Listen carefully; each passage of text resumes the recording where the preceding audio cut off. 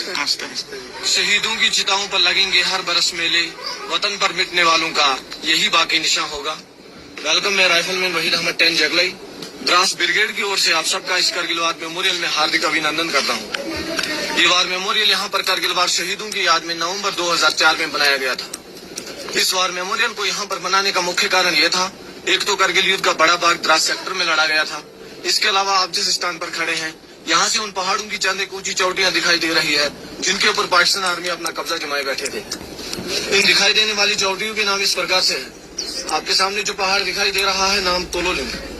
अगर आप अपना ध्यान थोड़ा बाएं बिल्कुल स्काई लाइन पर ले जाएंगे, जहाँ पर आपको 3 पिंपल दिखाई दे रहे हैं, नाम तोलोलिंग टॉप। तोलोलिंग टॉप से बाएं की ओर बढ़ता हुआ स्कूल, अगर आप अपना ध्यान पूरा बाएं बिल्कुल स्काई लाइन पर ले जाएंगे, जहाँ पे आपको 2 ऊंची नोकीली चोटियां दिखाई दे रही है। हाँ। अब अपना ध्यान पूरा बाएं, लेकिन अभी बादल होने के कारण नहीं दिखाई देगी। स्काई लाइन के ऊपर 2 ऊंची नोकीली चोटियां हैं। दाहिने वाली सबसे ऊंची नोकीली चोटी जिसपे हल्का से बर्फ गिरा हुआ है, नाम टाइगर हिल। टाइगर हिल से बाएं की ओर बढ़ता हुआ उस पर उसी लाइन में दूसरी नोकीली चोटी, नाम राइनो हॉर्न। टाइगर हिल और राइनो हॉर्न के बीच एक पोस्ट इस प्रकार से, जो यहाँ से दिखाई नहीं देते, जैसे India Gate, helmet of Shivling post और रॉकी नोक। वापस राइनो हॉर्न। राइनो हॉर्न से बाएं की ओर बढ़ता हुआ सुपर स्काई लाइन के ऊपर फॉर डिस्टेंस स्काई लाइन पर सबसे लास्ट उठा हुआ टॉप, जिसमें हल्का सा बर्फ गिरा हुआ, नाम 0.4875।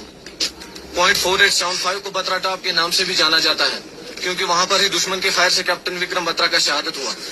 आप जिस रास्ते से आए हैं, ये NH-1 के नाम से जाना जाता है, जो लेह और कारगिल को श्रीनगर के साथ जोड़ता है। घुसपैठ होने का मुख्य कारण यह था, शिमला समझौते के तहत भारत और पाकिस्तान का 1972 में एग्रीमेंट हुआ, क्योंकि दोनों देशों की सेना विंटर के दौरान LOC को छोड़कर कम बर्फीले इलाके में चले जाते थे।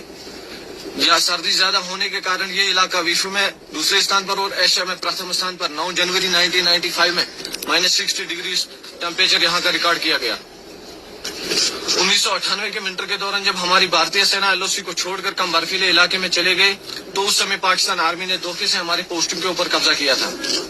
1999 में समर के दौरान जब हमारी भारतीय सेना दोबारा वापस LOC पर गया, तो देखा गया पाकिस्तान आर्मी के 3 इन्फेंट्री ब्रिगेड लगभग इन 400 ऊंची पहाड़ियों पर अपना कब्जा जमाए बैठे थे। ये एरिया गुमरी से लेकर साउथ ग्लेशियर तुर्तक तक था। तकरीबन 150 किलोमीटर दुश्मन ने कैप्चर कर रखा था। ये ऑपरेशन 20 मई 1999 को शुरू हुआ था और 26 जुलाई 1999 को संपन्न हुआ। इसीलिए हर साल विजय दिवस 26 जुलाई को ही इस करगिल वार मेमोरियल पर मनाया जाता है। आपके सामने तोलोलिंग पहाड़ पर दुश्मन अपना कब्जा जमाए बैठे थे।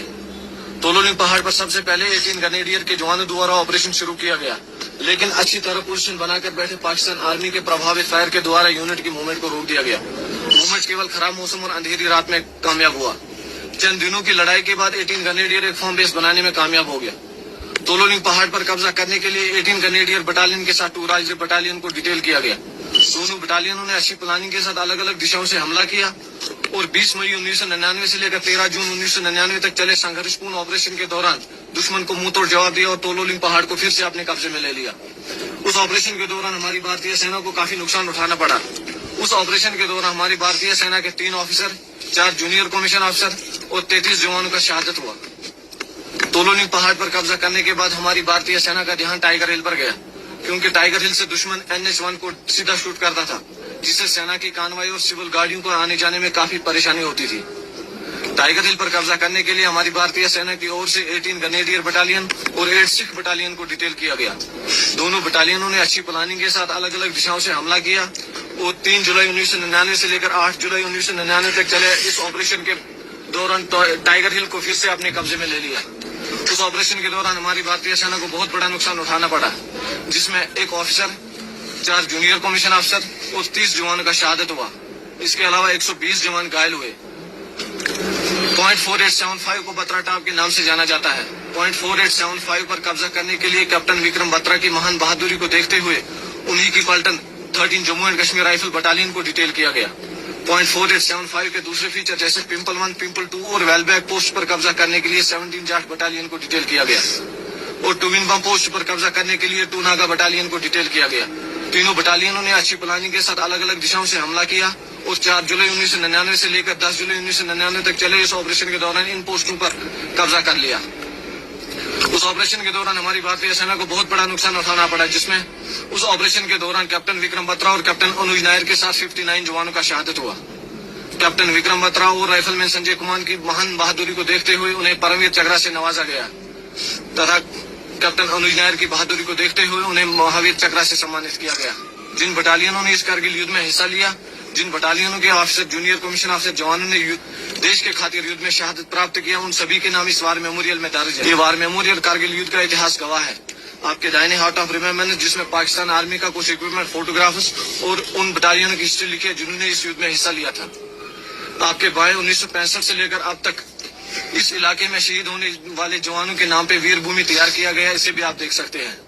आपके सामने नेशनल फ्लैग, पोल की हाइट 100 फीट और फ्लैग इसका 25 by 37 feet. Last year flag foundation के मेंबर मिस्टर नवीन जिनाल ने इसे 26 जुलाई पर गिफ्ट दिया। इन शहीदों की शहादत का कोई भी शब्द बयान नहीं कर सकता। हम इन्हें सलाम करते हैं, ये देश इन्हें सलाम करता है। तो अंत में मैं आप सबसे यही गुजारिश करना चाहूंगा, आओ झुककर सलाम करें उनको जिन्हें ये मुकाम हासिल होता है। कितने किस्मत वाले हैं वे लोग जिनका खून देश के काम आता है। जय हिंद, धन्यवाद। Thank you.